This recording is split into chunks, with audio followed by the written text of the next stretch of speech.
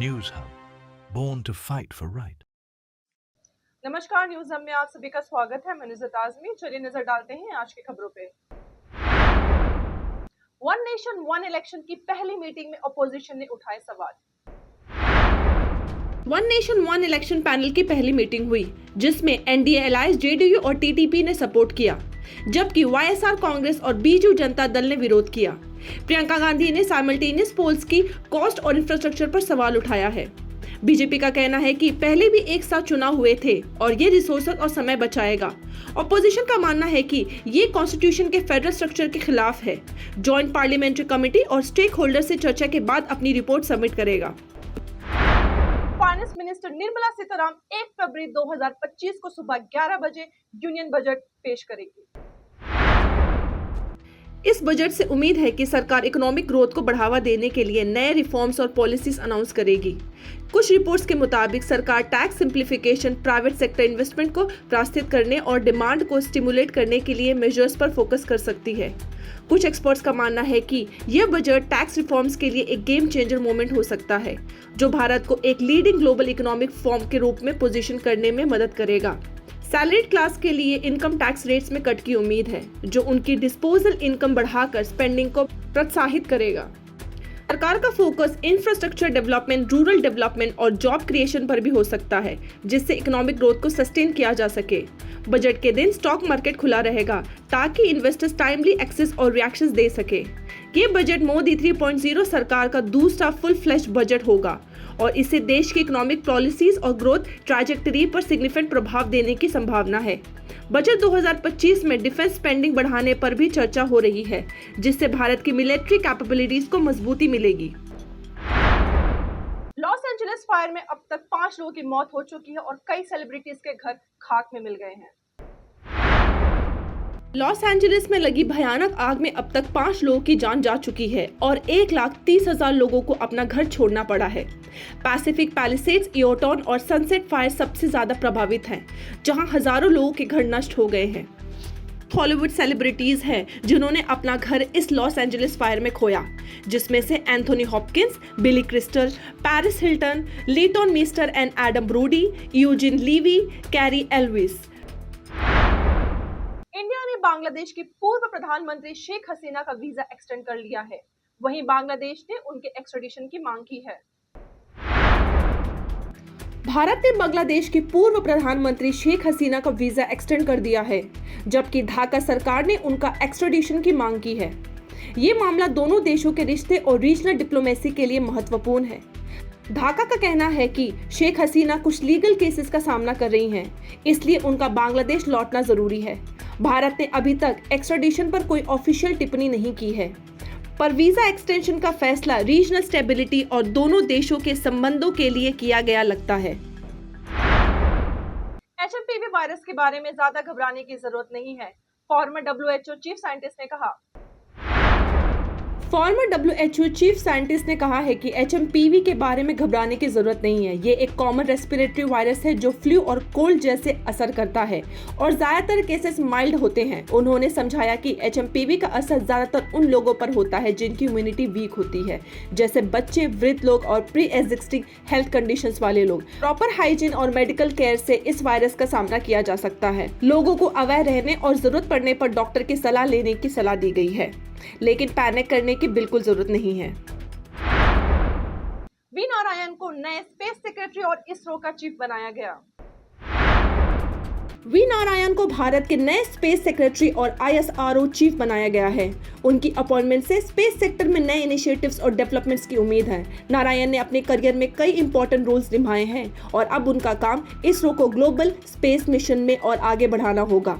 उनकी लीडरशिप में space technology के फील्ड में नए माइलस्टोन्स अचीव करने की आशा है। महाराष्ट्र में एक अजीब घटना सामने आई है, जहां एक व्यक्ति अपनी भतीजी की शादी में घुसकर खाने में जहर डाल दिया। महाराष्ट्र के कोल्हापुर से एक अजीब हादसा सामने आया है। उत्तरे गांव में महेश पाटिल ने अपनी भतीजी की शादी के रिसेप्शन में खाने में जहर डाल दिया। पाटिल को अपनी भतीजी के अपने मन से शादी करने पर गुस्सा था। मेहमानों ने उसकी हरकत देखकर वक्त पर रोक दिया, इसलिए कोई नुकसान नहीं हुआ। पाटिल भाग गया है और खाना अब टेस्टिंग के लिए भेजा गया है। उसके खिलाफ केस दर्ज किया गया है और पुलिस उसकी तलाश में है। वेस्टर्न रेलवे ने और सेंट्रल रेलवे ने टिकटलेस कम्यूटर्स पर ज्यादा फाइन लगाने का फैसला किया है। मुंबई में लोकल ट्रेन सर्विसेज में कुछ बदलाव हो रहे हैं जो कम्यूटर्स को प्रभावित करेंगे, जैसे टिकटलेस ट्रैवल पर ज्यादा फाइन। वेस्टर्न रेलवे और सेंट्रल रेलवे ने टिकटलेस ट्रैवल पर फाइन्स बढ़ाने का प्रपोजल दिया है। अब फाइन क्लास के हिसाब से लगेंगे, जैसे सेकंड क्लास पे 250 रुपए, फर्स्ट क्लास पे 750 रुपए, एसी लोकल ट्रेन पे 1000 रुपए।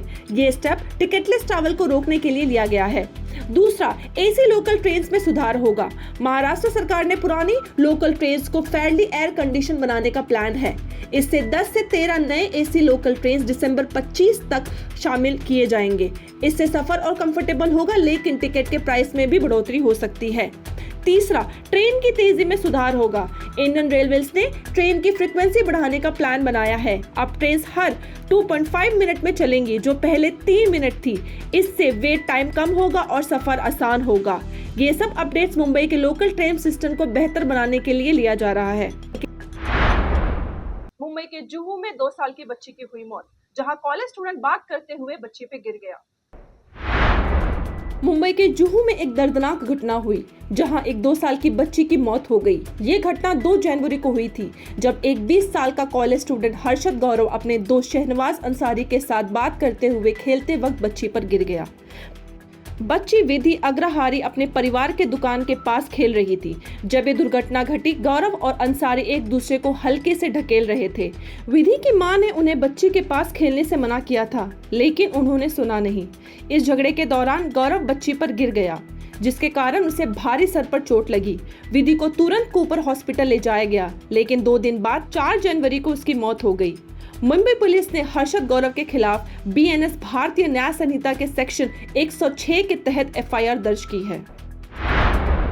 प्रमोद महाजन की पत्नी सारंगी महाजन ने महाराष्ट्र के food and civil supply minister Dhananjay Munde पर जमीन हड़पने का आरोप लगाया है। महाराष्ट्र के food and civil supply minister Dhananjay Munde पर लैंड ग्रैब के सीरियस आरोप लगा है। सारंगी महाजन, जो लेट प्रमोद महाजन की पत्नी है, ने धनंजय मुंडे पर उनसे 1.5 एकड़ की जमीन जबरदस्ती ट्रांसफर करने का इल्जाम लगाया है। ये जमीन, जो बीड डिस्ट्रिक्ट में 3.5 करोड़ की है, लेकिन उससे सिर्फ 21 लाख में ट्रांसफर किया गया। सारंगी महाजन का कहना है कि धनंजय मुंडे के एसोसिएट बालाजी मुंडे ने उन्हें मुंबई के पनवेल से बीड डिस्ट्रिक्ट के पार्ली तक बुलाया और उन्हें धमकी दी कि अगर उन्होंने पेपर साइन नहीं किया तो वो उन्हें वहां से निकालने नहीं देंगे। सारंगी महाजन ने यह भी कहा कि उन्हें गलत तरीके से मिसलीड किया गया और उन्हें फोर्सफुली लैंड रजिस्टर के ऑफिस ले जाया गया, जहां उन्होंने ब्लैंक डॉक्यूमेंट साइन किए। बाद में उन्हें पता चला कि उनके साथ कितनी बड़ी गलतफहमी हुई है। सारंगी महाजन ने यह भी कहा कि उनके साथ ये घटना 1 साल से ज्यादा समय से चल रही थी और धनंजय मुंडे के लोकल ऑफिशियल्स ने उनकी बात मानकर ये ट्रांजैक्शन किया। इस केस में पंकजा मुंडे, जो बीजेपी की लीडर है, उन पे भी आरोप लगा है। सारंगी महाजन ने पंकजा को भी इस पूरी घटना में कंप्लिसिट बताया है और कहा कि पंकजा ने इस मैटर में खामोशी से कंसेंट दिया है। सारंगी ने यह भी कहा कि बीड डिस्ट्रिक्ट के रेवेन्यू ऑफिशियल्स और रजिस्टर सिर्फ धनंजय मुंडे के डायरेक्टिव्स फॉलो करते हैं, जिसके चलते लैंड ट्रांसैक्शंस बिना उनकी अप्रूवल के नहीं होते हैं। उन्होंने ये भी डिमांड की कि बीड में इम्पार्शियलिटी के लिए दूसरे डिस्ट्रिक्ट के ऑफिसर्स को पोस्टिंग। महाजन ने इस केस के बारे में सीएम देवेंद्र फडणवीस से भी मिलकर उनसे जस्टिस की मांग की है। उन्होंने ये भी कहा कि उन्होंने अंबेजोगाई पुलिस स्टेशन में इस बारे में कंप्लेंट भी की थी। धनंजय मुंडे, जो ऑलरेडी एक और कंट्रोवर्सी फेस करनी पड़ रही है, जिसमें उनके खिलाफ मसज गांव के सरपंच संतोष देशमुख के मर्डर के केस में भी चल रही है। इसलिए सारंगी महाजन ने धनंजय मुंडे से रिजाइन करने की मांग की है। टीएमसी और समाजवादी पार्टी के बाद उद्धव ठाकरे शिवसेना ने आम आदमी पार्टी को दिया सपोर्ट। दिल्ली पोल्स के लिए आम आदमी पार्टी को उद्धव ठाकरे की शिवसेना का सपोर्ट मिल गया है, जो टीएमसी और समाजवादी पार्टी के बाद तीसरी मेजर पार्टी है जो आप के साथ खड़ी हुई है। सेना ने दिल्ली में आपके कैंडिडेट को सपोर्ट करते हुए रीजनल पॉलिटिक्स को मजबूती देने का फैसला किया है। इस अलायंस से दिल्ली में ऑपोजिशन को एक और मजबूत प्लेटफॉर्म मिल सकता है, जिससे बीजेपी के लिए चैलेंज बढ़ सकता है। आपको इस सपोर्ट से अपनी पोजीशन मजबूत करने में मदद मिलेगी। भावदाजी लाड म्यूजियम 18 महीने के रिस्टोरेशन के बाद में पब्लिक के लिए ओपन हुआ। मुंबई के भावदाजी लाड म्यूजियम जो कई सालों से बंद था, आज अपने नई रोशनी में फिर से खुल गया है। चीफ मिनिस्टर देवेंद्र फडणवीस ने इस म्यूजियम को रीओपन किया, जो बायकला में वीर माता जीजाबाई भोसले बोटानिकल उद्यान एंड जू के अंदर स्थित है। म्यूजियम पिछले 8 महीने में 2 crore 80 lakh cost per restore किया गया है। ये म्यूजियम महाराष्ट्र के सबसे पुराने और इंडिया के तीसरे सबसे पुराने म्यूजियम में से है, जो 1871 में ओपन हुआ था। मुंबई में एक्ट्रेस पूनम ढिल्लोन के घर पे हुई चोरी। मुंबई में पेंटर को एक्ट्रेस पूनम ढिल्लोन के घर से डायमंड ज्वेलरी और कैश चुराने के लिए गिरफ्तार किया गया है। पुलिस ने पेंटर, जो काफी समय से ढिल्लोन के घर काम कर रहा था, को अरेस्ट कर लिया है। उनसे एक्ट्रेस के घर में घुसकर चोरी की थी। पुलिस ने चोरी किए गए सामान को रिकवर कर लिया है और कैश की तहकीकात जारी है। आज के लिए बस इतना ही, फिर मिलेंगे नए समाचार के साथ। देखते रहें न्यूज़ अब। मैं नुज़त आज़मी, धन्यवाद। Please like, share, subscribe and do comment your feedback. News Hub, born to fight for right.